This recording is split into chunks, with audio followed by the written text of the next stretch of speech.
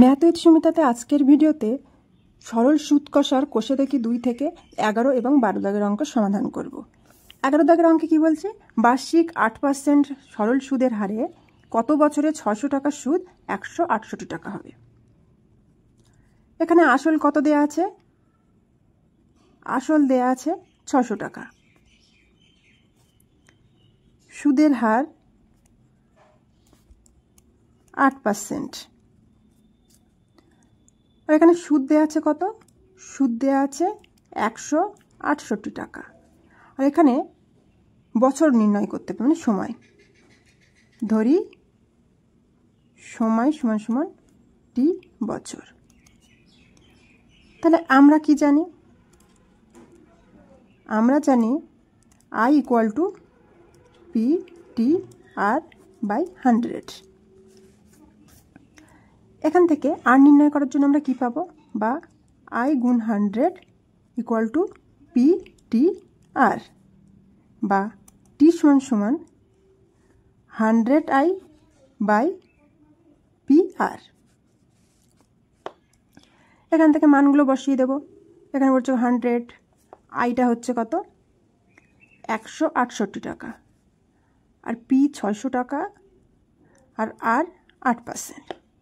এখানে দুটো শূন্য কাটা। এখান থেকে পাচ্ছি কত? 21। আর কাটাকাটি করে কি পাবো? 2, 7, মানে 3 দিয়ে কাটলে এখানে 2 পাচ্ছি, উপরে 7।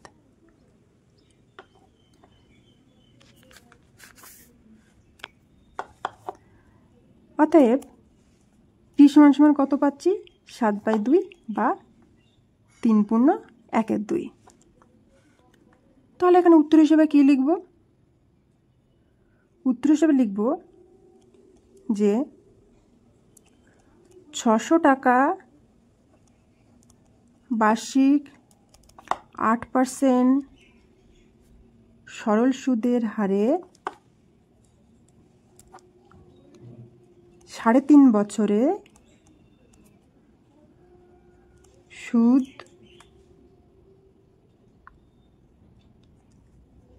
168 টাকা হবে। এখানে হবে কি?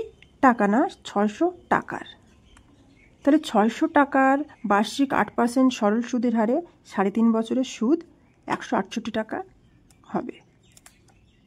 বা এখানে সংক্ষেপে লেখা যায় কি? নির্ণেয় সময়, বা নির্ণেয় সময় 3.5 বছর। এই যে কোনো একটা উত্তর লিখলেই হবে। এবার আসি 12 দাগে।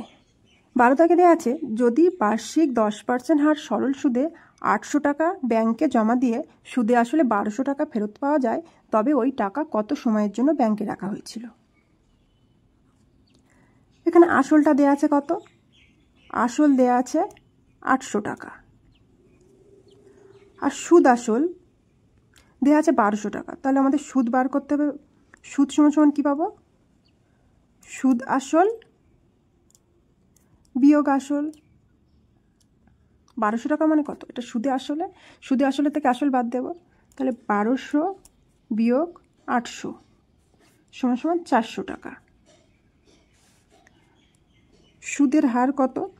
সুদের হার 10%।